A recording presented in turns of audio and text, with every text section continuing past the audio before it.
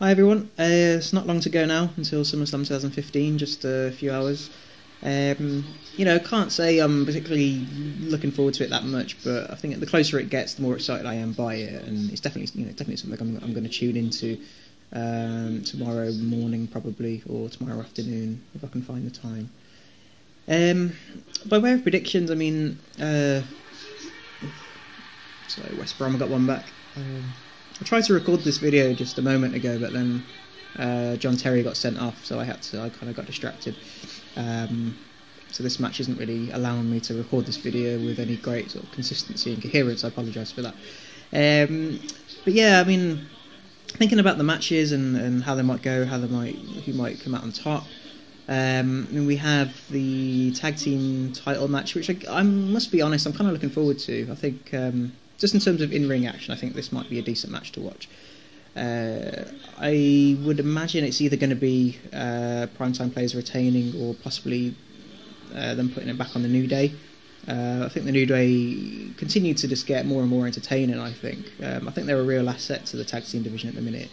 The crowd are starting to endear themselves a little bit more. It's not just the kind of plain heel heat. I think people are starting to actually appreciate some of the effort and the work that they're putting in. And it's not like these guys are new. Like Kofi's been around for a long time, and I think many people have been expecting him to have had more success by now. There've been a few attempts to push him that haven't really gone his way. Big E as well has been around for a few years now. Always seen as somebody potentially for the future, and the New Day could be a really good platform for him. A decent sort of run with the tag team titles. Whenever they sort of inevitably split them up, I think Big E should come out as the face and sort of launch him off into a potential upper mid card, maybe even a main event push in the future. So I wouldn't be too upset if New Day won the titles back, although I'm liking what the Primetime Players are doing at the minute as well. Going by WWE logic, I guess anybody has the potential to win this match, but I really just don't see the Matadores claiming the titles. I don't think Lucha Dragons have been pushed enough. I think they're definitely going to be champions at some point. Maybe Night of Champions or something, but I just don't think... the feud hasn't really centred around them. It's been more about the New Day versus the Primetime Players. Would like to see Enzo Amore and Big Cass inserted into the match, but I think it is just going to get a bit too complicated with the 5 teams. Don't really know how that would work potentially. I haven't even seen NXT yet, so for all I know, Enzo and Cass did something there, but I'm hoping to watch that tonight if I can.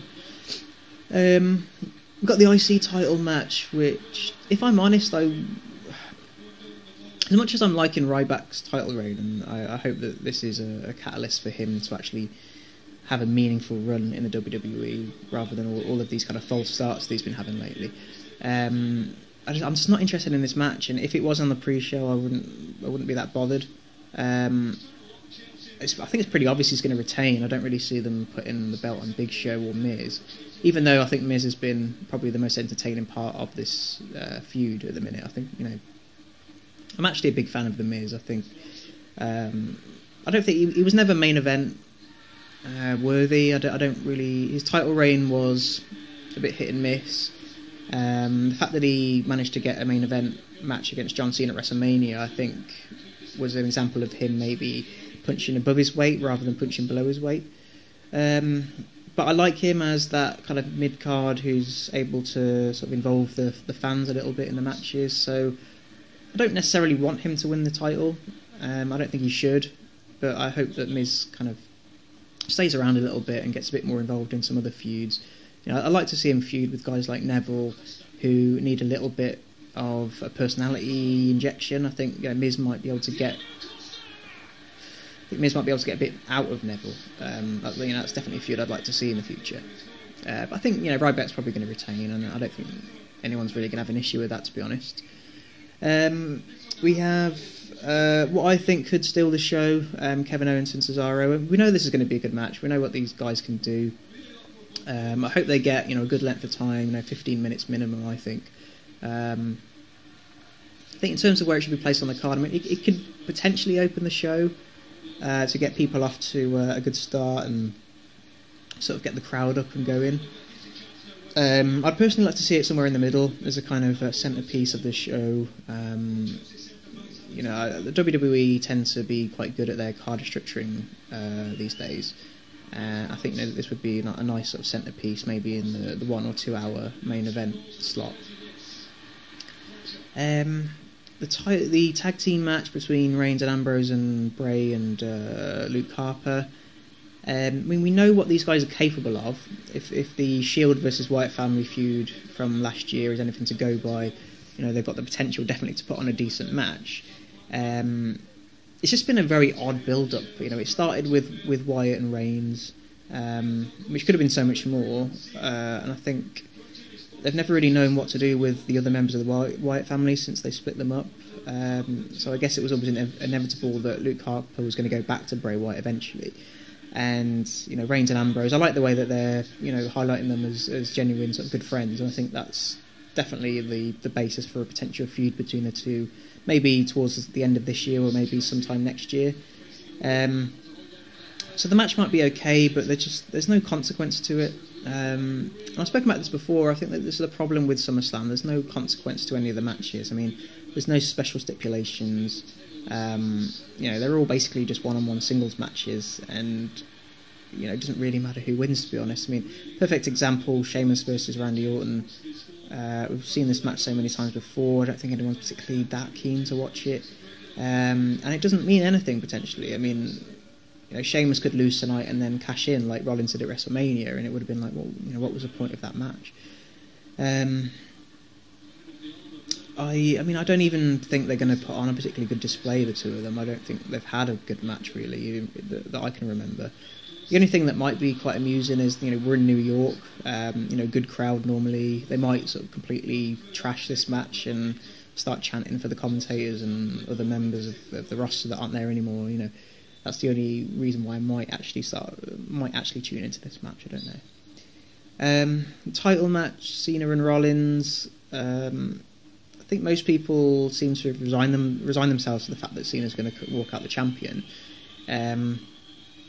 I don't know if that's the case. I think if this was going to be Cena's big, victory to tie Ric Flair's record, they would have sort of mentioned the fact that he's on 15 titles and he's aiming for Ric Flair's record. I think he did mention it on last week's Raw, which I think was the first time they actually acknowledged it. So that leads me to believe that maybe he's not going to walk out. Maybe they're going to leave it to Night of Champions so that they can sort of build that up a little bit more.